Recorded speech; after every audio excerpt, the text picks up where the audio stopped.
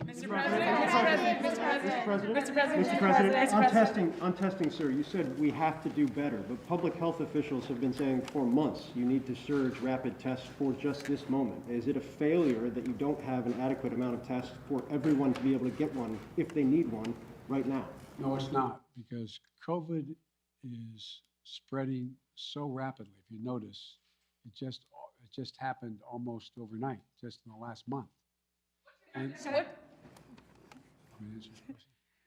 Mr. President, And so, no, it's not a failure. But the alarm bell went off. I don't think anybody anticipated that this was going to be as rapidly spreading as it did. And so the question is, we had a lot of people who have access to the tests, who could order them, could have their insurance pay for them, et cetera. But all of a sudden, it was like everybody rushed to the counter. It was a big, big rush. And I knew that was coming. So what I tried to do is meet with the companies and use the Defense Production Act to get 500 million more tests and figure out how to get them to their homes, get them on the shelves in the store. I mean, so that's what it's all about. Yes. Mr. President, what's your message to Americans who are trying to get tested now and who are not able to get tested and who are wondering what took so long to ramp up testing? Come on, what took so long? I'm hearing that from people who are trying to get tested now before the holidays. Well, what took so long, it didn't take long at all. What happened was the Omicron virus spread even more rapidly than anybody thought. If I had told you 4 weeks ago that this would spread by a day-to-day basis, it would spread by 50, 100%, 200%, 500%. I think you would have looked at me and said, Biden, what are you drinking? But that's what it did. Now, we don't know what's going to happen from here. It looks there's some evidence that in South Africa, where a lot of this started, that it's dropping off quickly too. We don't know. But I do know that we're not going to be in a position, like I said, when we were having a problem with masks and gowns and the like. I said, I promise you. Remember the criticism? I got questions from some of you. Why are you still paying for all these masks and gowns? Why are you stockpiling this? Because we don't know. Turns out we're going to need them. In the back, and then. Does it work, sir? And will you reverse the travel ban now that Omicron is so prevalent here in the U.S.? I'm considering reversing. I'm going to talk with my team in the next couple of days. Look, remember why I said we put the travel ban on, is to see how much time we had before it hit here so we could begin to decide what we needed by looking at what's happening in other countries. But we're past that now. And so it's something that is being raised with me by the docs, and I'll have an answer for that soon. Mr. President, You talk often about the importance of keeping your word of trust. Do you believe Senator Manchin kept his word to you? And how do you rebuild trust with progressives in your party to advance your legislation now? You know, I told you before, you've heard me say this before, some people think maybe I'm not Irish because I don't hold a grudge. Look, I want to get things done. I still think there's a possibility of getting Build Back Better done. And what I don't want to do is get into, and Joe went on TV today, and I don't know whether it's TV or not, I'm told he was speaking to the Liberal caucus in the House and said, Joe Biden didn't mislead you, I misled you. And so look, I'm not looking for, let me say something. You saw what happened yesterday. All the talk about how my Build Back Better plan was going to increase inflation, going to cause these debts and all the like. What happened?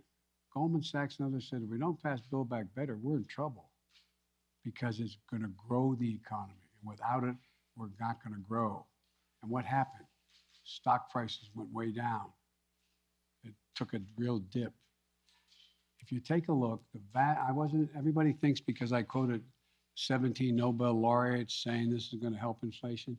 Think about it in terms of you're a hardworking person and you're making 60 grand if you're alone, or if your mom are just on her own, or if you're making 80 grand, mom and dad 90 grand like a lot of people do, and you're worried about inflation, you should be worried about it because it's a devastating thing for people who are working class and middle class folks. It really hurts. Where is most of the cost now? The cost is finding in gasoline, even though even though I was able to bring it down 12 cents a gallon, will come down more, I believe. We talked about what the cost in food prices going up, et cetera. But look what's in Build Back Better.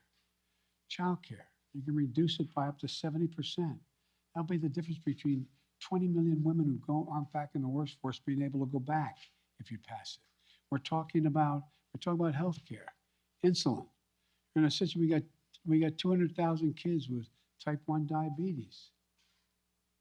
You know what it's costing? It cost somewhere between 10 cents and $10 to come up with the formula, okay, a while ago, right?